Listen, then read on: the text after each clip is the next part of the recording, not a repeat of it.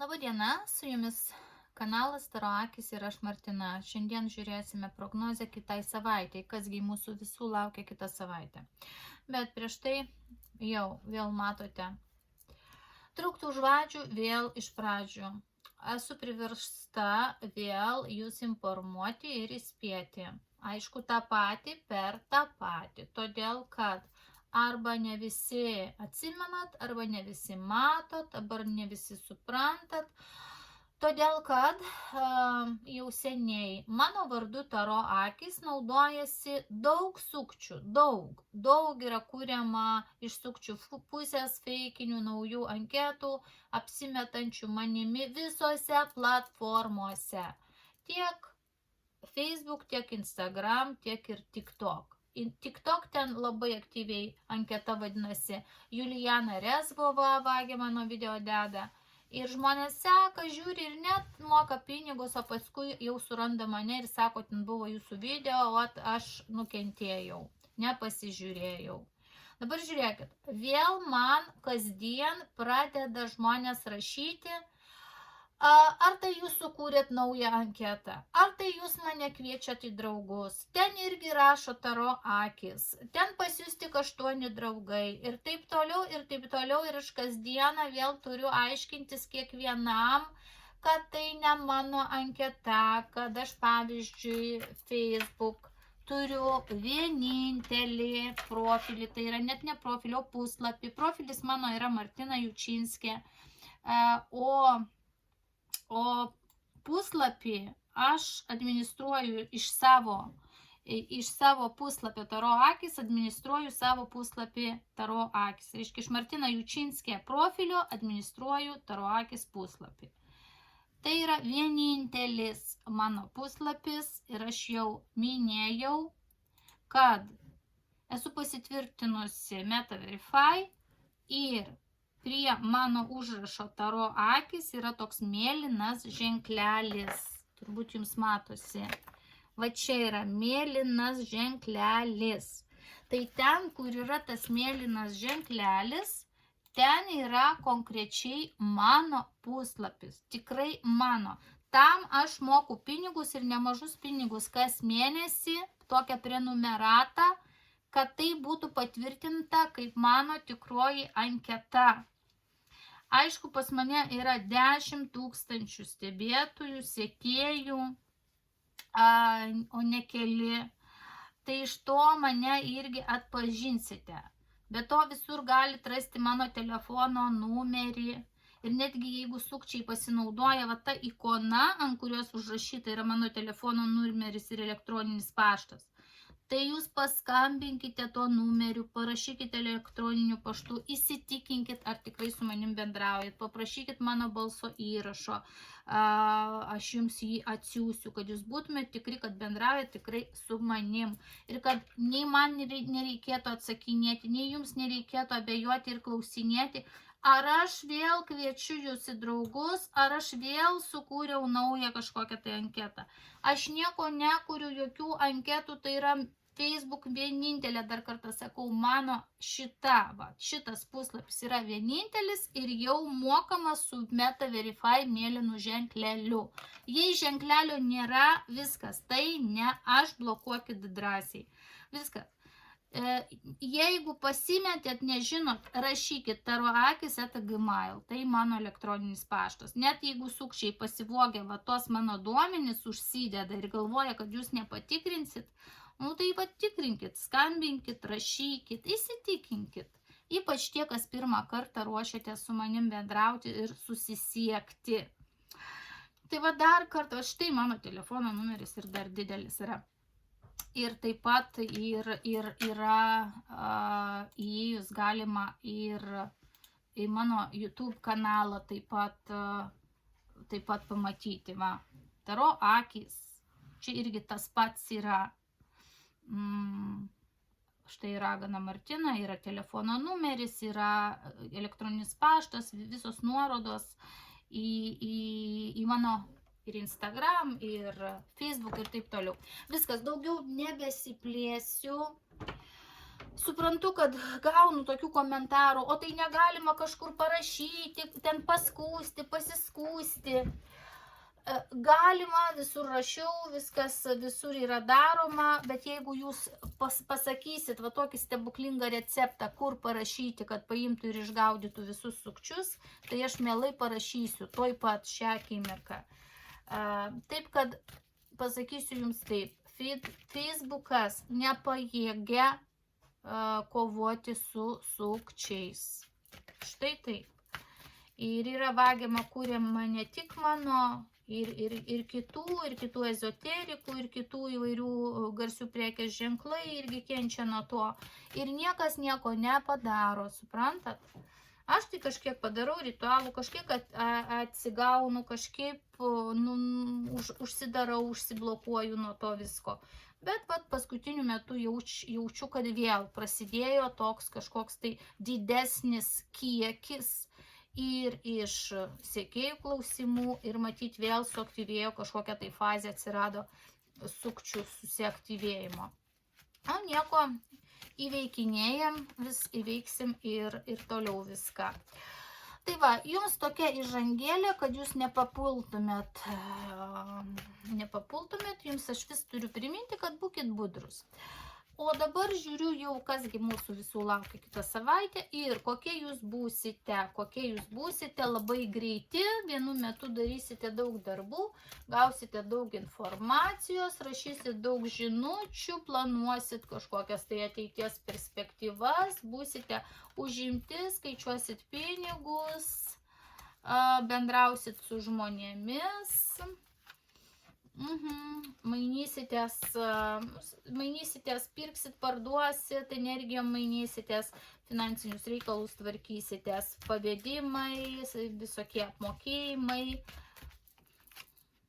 ir nauji šansai, labai gera korta. Žodžiu, labai svarbių finansinių minčių ir reikalų idėjų turėsite kitą savaitę ir pinigus greičiausiai išleisite teisingai ir naujų šansų, ar tai nuolaidų, arba kažkas tai tokio pasitaikys jums netikėto ir sėkmingo kitą savaitę. Tai jau gerai. Dabar patys finansai rodo lyg viskas po senoviai, kiek tų finansų buvo šią savaitę, tiek tų finansų bus ir kitą savaitę, bet to išlaidos bus susijusios su draugais arba su vaikais, kas turite vaikų. Su artimaisiais spręsite kažkokias tai tokias karminės dilemiškas problemas, kažkokius tvarkysit dokumentus, kažkur eisit pasirašyti, ten, kur reikia dėti parašus, kur reikia dėti anspaudus, į kažkokias tai įstaigas vaikščiosite. Rimta korta, kažką tai tokio naujo pradėsite. Kažką tai tokio kaip iš naujo. Atsiranda taip lyg jūs, tai kas susijęs su jūsų artima aplinka, kažką tokio pasirašot, susitarėt, padarot kitą savaitę, nuo ko prasideda naujas kažkoks atskaitos taškas, kaip naujas gyvenimo lapas, tai tam tikroje srityje. Toliau namai, šaknis, tas stabilumas, visas atrodo, viskas tvarkoj, niekas nenukenčia, nepajuda tas sritis. Finansiškai atrodo netgi pagerėja. Jeigu kas ruošitės pirkti, parduoti nekilnojamą turtą, kitą savaitę gali būti sėkminga. Meilės istorija kažkokia tai sunkoka.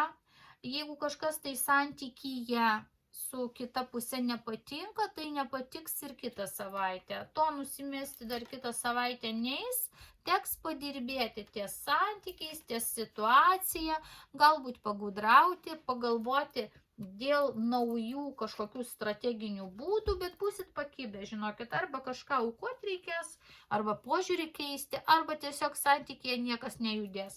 Jeigu šią savaitę kažkas santykiuose jums nepatiko, tai kitą savaitę lygiai taip pat nepatiks, niekas ten per daug nepasikeis. Tai va šitaip atrodo. Nu, jeigu šeima yra, kad ir problemos, tai šeima toliau vis vien laikosi kitą savaitę. Toliau, kas dėl darbo, darbe paslaptis kažkokios tai. Tokioj kombinacijai, sakyčiau, netgi kažkokie romantiniai santykiai, žvilgsniai darbe, bet tai gali būti ir paslėpti dalykai, lygų širmos vyksta kažkokie darbe susitarimai ir netikėtos permainos darbe, visai planas griūva, konkurencija išaštrėja, konfliktas gali būti darbe ir toks kažkoks kaip atrodo ilgai brendęs konfliktas ir po to jis išsiveržia į paviršių. Toks jausmas, kad darbe viskas transformuojasi ir bokšto korta, ir mirties korta. Nežinau, čia vieniem turbūt darbe visiškai santykiai darbiniai pasikeis, kiti mesit darbą, treti susipyksit, ketvirti ten keisis jūsų kokios nors grafikai, darbo valandos, įsipareigojimai, kažkas tai tokio bus kaip perversmas. Žodžiu, per kitą savaitę atrodo, kad darbinėje aplinkoje įvyks tai, dėl ko nebebus taip niekada, kaip buvo. Bus tokie pasikeitimai, kažkas darbe antiek pasikeis, kad į seną vagą jau niekaip nebegrįš. Bet tai savotiškai gerai, žinokite. Iš pradžių jums atrodys kaip šokas, o paskui suprasit, o gal ir gerai. O gal ir gerai tos naujovės, o gal ir gerai tos permainos. Sveikata. Sveikata jūsų rankose arba jūsų gydytojo, jūsų specialisto rankose. Daugmaž išlaviruosit su sveikata. Kas ten nekaip jaučiatės, tai išlaviruosit. Daugiau, mažiau, tai pusiausvyroj ta sveikata. Viskas gan neblogai. Gali tekti kažkur vykti dėl sveikatos, gali tekti finansų išleisti. Bet stabilu. Bet to rodo tėvai. Galbūt tėvų sveikata turėsit rūpintis. Ir jeigu laukiatės irgi, neignoruokit, važiuokit pasitikrinti, jeigu koks ištiks negalavimas arba neiškumas. Taip, ypatingai moterims. Taip, dabar dėl susitarimų, įsipareigojimų, konfliktai dėl įsipareigojimų ir susitarimų. Tai, ką susitarit anksčiau, gali nevykti kitą savaitę. Suprasit, kad kažkas nevykdo savo įsipareigojimų, nevykdo pažadų, nesipildo jūsų lūkesčiai, nuvils jūs kažkokie tai žmonės, kompanionai, mėginsit kažką tai išlaikyti, sutartį išlaikyti, bet jums kažkas tai nepatiks, perverstinsit viską iš naujo, atsakysit be reikalo, pasitikėjau, kažkas tai ne taip yra, kaip aš norėjau. Dabar kas dėl kažkokių tai ekstremalių situacijų, bus kažkam pabaiga. Kitą savaitę kažkokia tai, vieniem vienoj srity, kitiems kitoj srity ateina pabaiga. Kažkam ateina pabaiga. Bet jūs neįsigaskit, juk vieni laukia, kad kažkur užsibaigtų. Užsibaigtų kokie nors blogi santykiai, užsibaigtų blogi darbo santykiai, užsibaigtų kokie nors barniai, užsibaigtų kokie nors ten teismo procesai, užsibaigtų ten kalėjimo laikas, nežinau. Yra dalykų, kai žmonės nori, kad tai užsibaigtų. Tai užsibaigs. Bet aišku, kai kam gali užsibaigti ir tie dalykai, ką jūs dar dedate paskutinės viltis ir nenorit, kad užsibaigtų. Bet žinokit, į ką jau desperatiškai kabinatės šią savaitę ir galvojat, kad kaip nors ne. Tai žinokit, kitą savaitę vis tiek ateina tam pabaiga. Nebereikia čia, sakykim, raut širdies iš krūtinės ir vis tiek tai pasibaigs. Tai aišku bus ekstremalu, bet tai bus pabaiga ir po to atrodo, kad kažkoks ramus kilimas į naują lygį ir netgi nauja sėkmė nusimato. Bet čia jau bus, po kažkokios tai pauzės, čia jau ne kitą savaitę, dar ilgesniam laikotarpį bus. Toliau, ar kitą savaitę saugos jūs aukštesnės jėgos? Žinoma, saugos. Tokią galimybę jūs turėsite, jūs labai seks. Jūs būsite sekamas. Tiesiog sekamas žmogus aukštesniųjų jėgų būsit kitą savaitę. Gerai, ir kai darysit klaidą, ką aukštesnės jėgos, staiga jums nauja idėja, staiga jums nauja emocija, staiga jums naują pakilimą, naują kelią kažkokią duoda, jėgų paduos. Va čia tokia jėga, sveikata, energija, valia. Jums aukštesnės jėgos kitą savaitę žodžiu, susitvarkyti su visom pabaigom, pradžiom, problemom ir visais iššūkiais. Jums aukštesnės jėgos jums duos tiek jėgų, kad jūs net galvosite neįtikėtina, kad niekada nebūčiau pagalvojęs ar pagalvojusi, kad aš galiu tokiai situacijai imti su viskuom ir susitvarkyti ir viską išsispręsti. Jėgos korta jums krenta. Jūs susitvarkysit. Ir aš susitvarkysiu kitą savaitę su viskuo. Taip, toliau.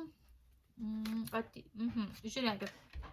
Kitos savaitės va tokie planai ilgesni, kokie nors ten, ko jūs norite ilgalaikiai perspektyvai, savo statuso kažko, gali būti žmonės aplink su kaukėmis. Arba jūs galite norėti daugiau negu esate verti. Neįsižeiskite, bet va taip yra. Ir jūs negausite. Ir aš taip pat. Mes visi negausim kitą savaitę to, ko nesam verti, bet norim turėti, ko nesam verti. Va taip bus. Norėsim daugiau, bet to negausime. Na, aišku, tas truputėlį nuvils, bet įneš aiškumo, kad dėja, reiškia, pasikeičia, likimo ratas pasuka kitaip. Būsit nepasirengę, nes jums reikės toje situacijoje pergalvoti viską iš naujo ir pereiti kitą lygį.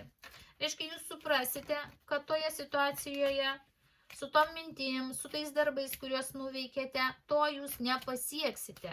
Jums teks viską iš naujo pergalvoti. Pabaigti kažką tokio, kad pradėti ir gauti tai, ko norite. Tai nebus kitą savaitę. Tai nebus kitą savaitę, nors labai norėsis. Reiks atsitraukti nuo to, ko jūs trokštat kitą savaitę. Atidėti, atsitraukti. Ir atidėti gali tekti, žinot, kiek, palaukit, ar čia buvo fortūnos ratas. Aha, buvo fortūnos ratas ir dar metų ratas. Žodžiu, pusmečiui reikės atidėti kažkokią tai idėją, kurios jūs trokštate pasiekti kitą savaitę. Tai kitą savaitę nepasiekus, teks atidėti pusmečiui, dėja. Tokia situacija. Toliau viešuma, žmonės, aplinka. Informacija, pagalba, kažkas pagalbos prašys, iš kažko jūs galbūt prašys, ypač darbe, moksle, komandoje dirbant. Bet žinokit, kas įdomiausia, jau įdomi savaitė, nesuteiks tos pagalbos, paims ir nueis, nusisuks ir nueis. Vyriškis čia kažkoks jaunesnis žmogus ir čia vėl siūlysit, prašysit mainais kažką. Sakys, negaliu, neturiu laiko, aš pats užimtas, aš pats ten išvažiuoju, ten kažką negalės suteikti, negalės padėti. Deja, matai bus. Taip, kad nesitikėkit iš mažai pažįstamų žmonių pagalbos. Ką mes vadinam ne draugais, bet pažįstamais, tai nesulauksim. Ir paskutinis štrichas sunkumai karminiai, sunkumai baimė minulės. Gal veiks negatyvas. Turėkite amuletus, ten darykitės ritualus apsauginius. Kažkodėl tai negatyvo daug, nestabili emocinė būsena. Baimės bus, baimės judėti, baimės ar svajonės pildysis, baimė dėl ateities kitą savaitę suaštrėti gali, baimė dėl kažkokios tai vadovės ten aštrios gali būti ir baimė, kad tai per ilgai užsitęsia kažkas, baimių daug, dėl sveikatos, dėl teismų, dėl dokumentų. Dėl labai daug ko baimių, kad nelaimėsiu, kad nepavyks, kad aš geriau nedarysiu, kad man visi kenkia, kad planai nepavyks, kad čia reikia išlaukti. Reikės kantrybės. Gerai, pabaigai pažiūrėkim, ką daryti, kad savaitė būtų optimaliai be didesnių problemų. Ką daryti?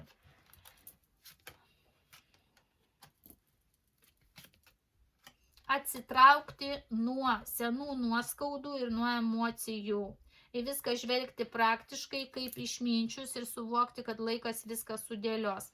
Taip pat galima būtų pasitarti su išmintingu vyresniu žmogumi, kuris jums širdį nuramins ir išves iš iliuzijų arba pateiks, kad gyvenime yra nauji, puikūs, nuostabūs ir kiti pasirinkimai.